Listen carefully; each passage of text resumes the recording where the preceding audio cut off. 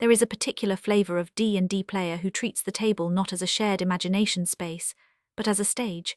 A stage where they perform the anime they wish they were starring in, complete with sound effects, dramatic poses, and a katana that they swear on their honor could cut through a tank.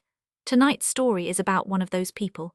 He smelled like a warm gym bag, he ate everyone else's chips with his bare fingers, and he eventually committed ritual suicide at the table because a gnome embarrassed him.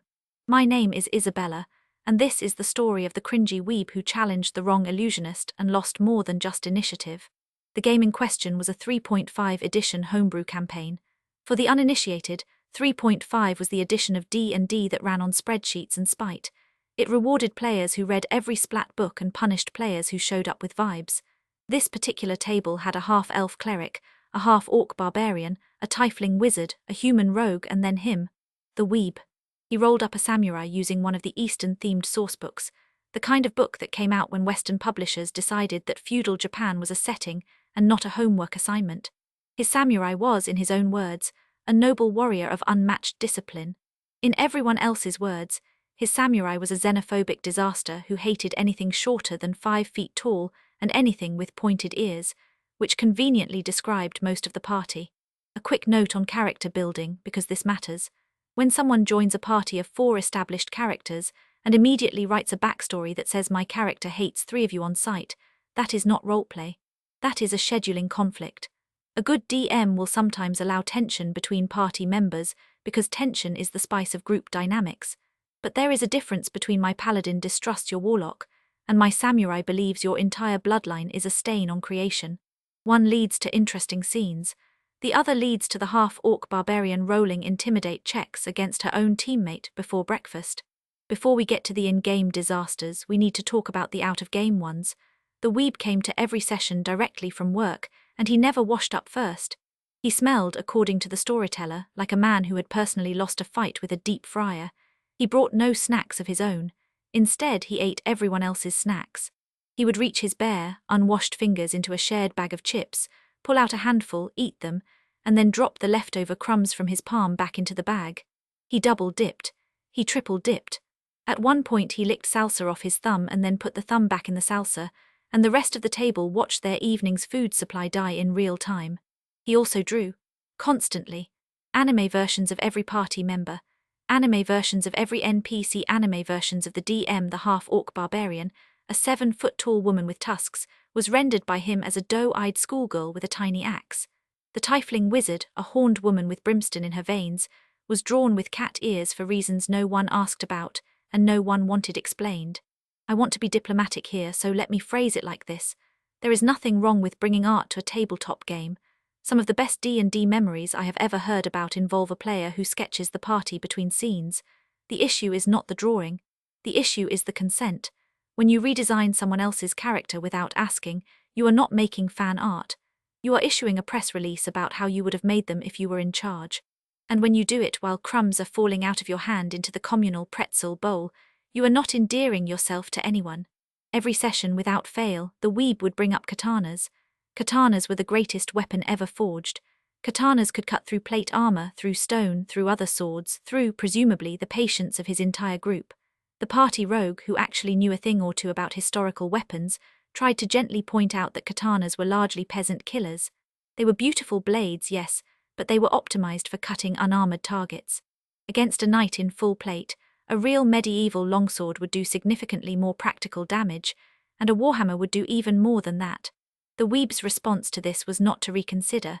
His response was to declare that the rogue was, quote, just jealous, and that his samurai's katana could cleave a dragon in half.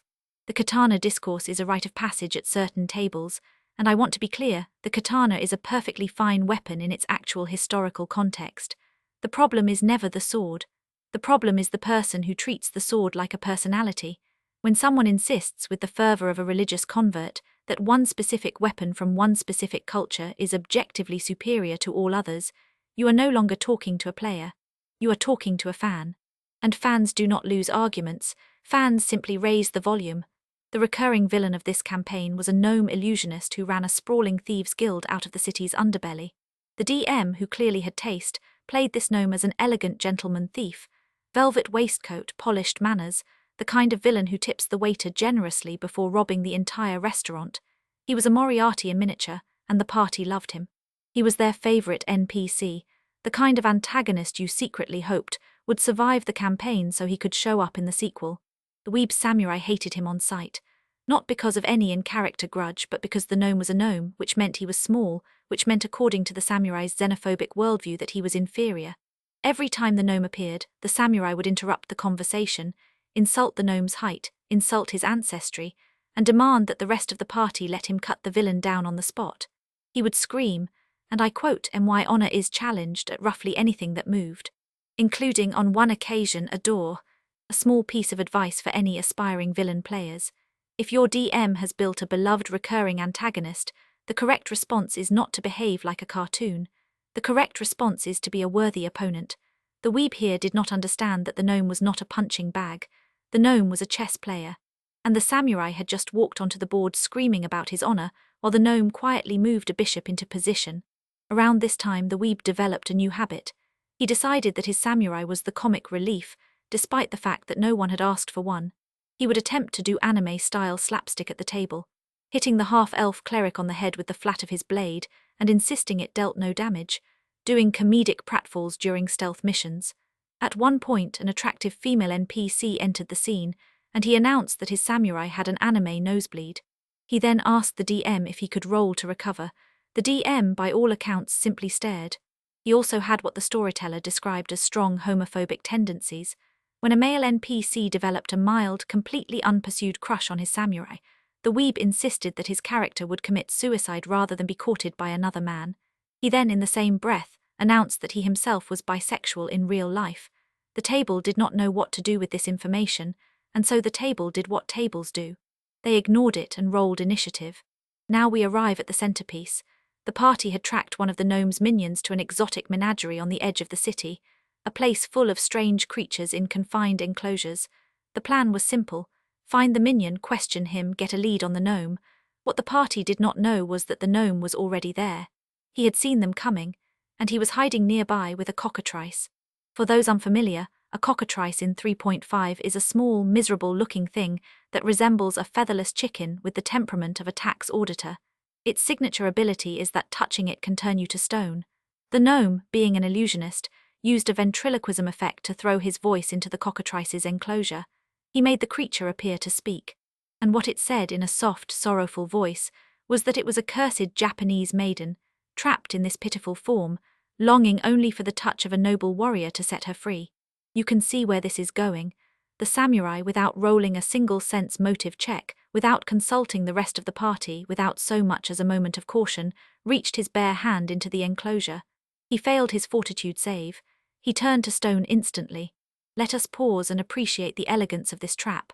The gnome did not cast a spell on the samurai. The gnome did not even attack him. The gnome simply identified the exact shape of the samurai's worldview and built a door in it. A cursed Japanese maiden, a noble warrior's touch. It is the kind of bait that only works on one specific person at the table, and the gnome knew exactly which person that was. This is what good villainy looks like. Tailored. The gnome teleported the petrified samurai away. The party returned to the guild headquarters days later, having agreed to do the gnome a favor in exchange for their teammates' return. They were ushered into the gnome's private study, and there in the corner was the samurai, still stone, standing perfectly upright, with a hat hanging from his outstretched arm, and a coat draped over his shoulder. The gnome was using him as a coat rack. The party tried very hard not to laugh. They mostly failed. After the favor was completed, the gnome graciously returned the samurai to flesh. The samurai took one breath of free air, drew his katana, and immediately attempted to murder the gnome. The fight lasted about 6 seconds. The samurai was a melee character built around honor and loud declarations.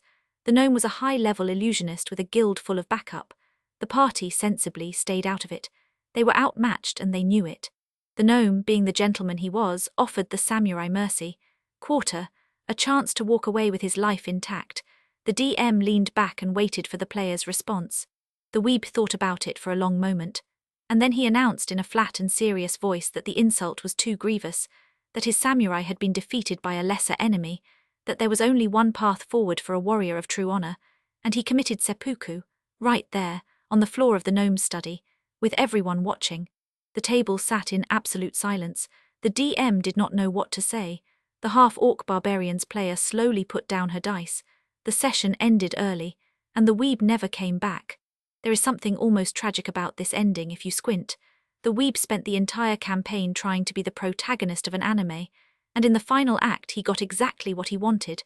A dramatic death scene, a noble warrior's farewell, an ending that someone somewhere in some other story would have wept over. The problem is that he was not in that story. He was in a homebrew 3.5 game with 5 tired adults who just wanted to get to the part where they fought the BBEG, and the BBEG had just turned their teammate into furniture. There is no honourable death in a coat rack scenario. There is only the coat rack.